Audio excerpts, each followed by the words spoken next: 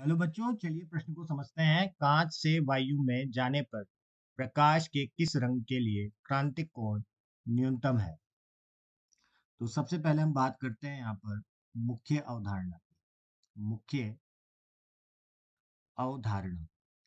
तो बच्चों, अगर मैं मुख्य अवधारणा की बात करूं तो सबसे पहले मुख्य अवधारणा में मैं बात करूंगा क्रांतिक कोण की। तो देखिए, क्रांतिक कोण होता क्या है कि जब कोई भी प्रकाश की किरण सघन माध्यम से विरल माध्यम में जाती है, तो एक ऐसा आपतन कोण जब प्रकाश की किरण का ना तो परावर्तन होता है, न ही अपवर्तन होता है, जबकि वो माध्यमों के अंतराल के समांतर आ जाती है।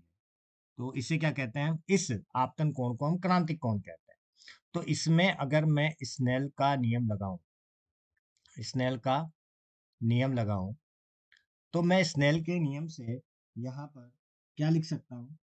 मैं लिख सकता हूँ साइन आई बटे साइन आर बराबर म्यू ए बटे म्यू बी। ठीक है, ये मैं लिख सकता हूँ।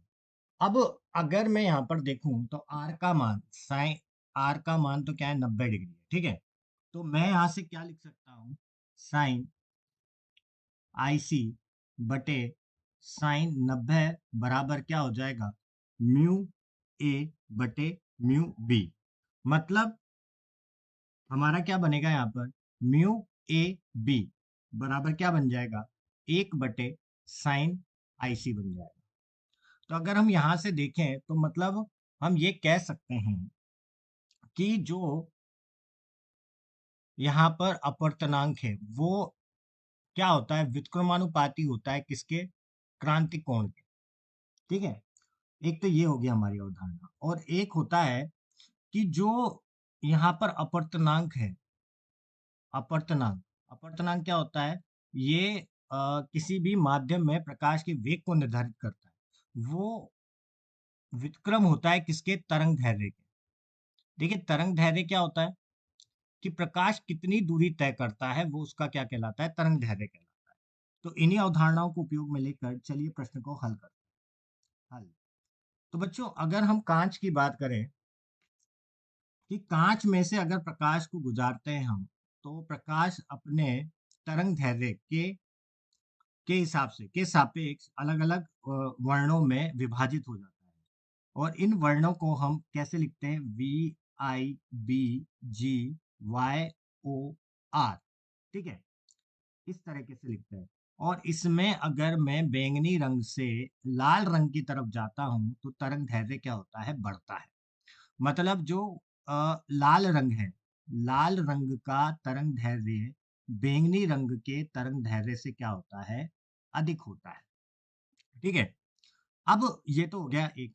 ठीक है, दूसरे की अगर मैं बात करूं कि अब हम बात करते हैं क्रांतिक कोण की।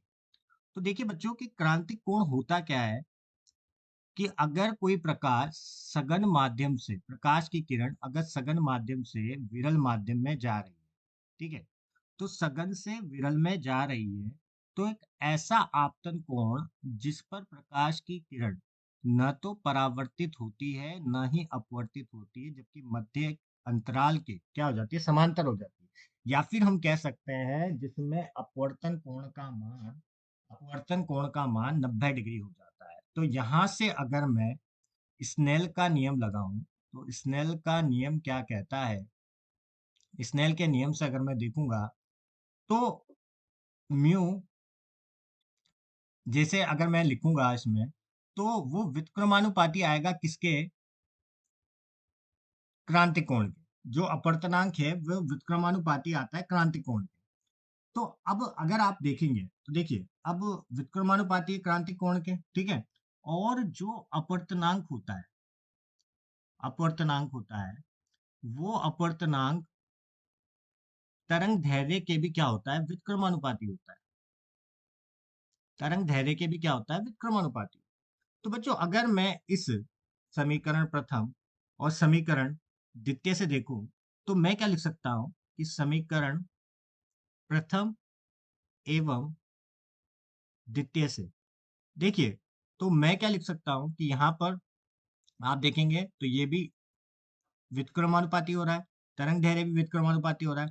अब मेरे को तरंग दैर्घ्य से अगर क्रांतिक कोण के का संबंध निकालूँ, तो क्रांतिक कोण जैसे साइन आईसी, तो ये क्या हो जाएगा, समानुपाती हो जाएगा किसके, तरंग दैर्घ्य के। और आपको पता है कि देखिए देखिए साइन के इसमें आ रहा है ये, तो हमें पता है कि जितना हम कोण को बढ़ाएंगे उतना ही इस पूरे का मान भी बढ़ेगा। तो मतलब जिसका तरंग दैर्घ्य ज्यादा है उसका क्रांतिक कोण भी क्या होगा, ज्यादा होगा। मतलब अगर हम यहाँ पर देखें, तो देखिए इसमें हमने देखा कि तरंग दैर्घ्य बैंगनी से लाल कलर की तरफ जा रहे हैं तो बढ़ता है। मतलब अगर बैंगनी से लाल कलर की तरफ जा रहे हैं तो तरंग दैर्घ्य तो बढ़ रहा है। मगर यहाँ पर जो जो क्रांतिक कोण होगा वो भी क्या होगा, वो भी बढ़ेगा। ठीक है, तो इससे हम क्या लिख सकते हैं कि बैंगनी रंग का क्रांतिक कोण, क्रांतिक कोण क्या होगा, वो तो होगा न्यूनतम। ठीक है, बैंगनी रंग का तो क्रांतिक कोण का मान क्या होगा, न्यूनतम होगा। और लाल रंग का, लाल रंग के क्रांतिक कोण का मान, क्रांतिक कोण का मान क्या होगा, अधिकतम होगा, अधिकतम होगा। ठीक है, इससे हमें ये पता लगता है। तो हमारे इस प्रश्न का जो उत्तर होगा वो होगा बैंगनी कलर। तो देखिए, तो हमारा जो यहाँ पर सही उत्तर होगा वो होगा डी, विकल्प हमारा सही विकल्प होगा। तो मैं आशा करता हूँ आपको समझ आया होगा। धन्यवाद।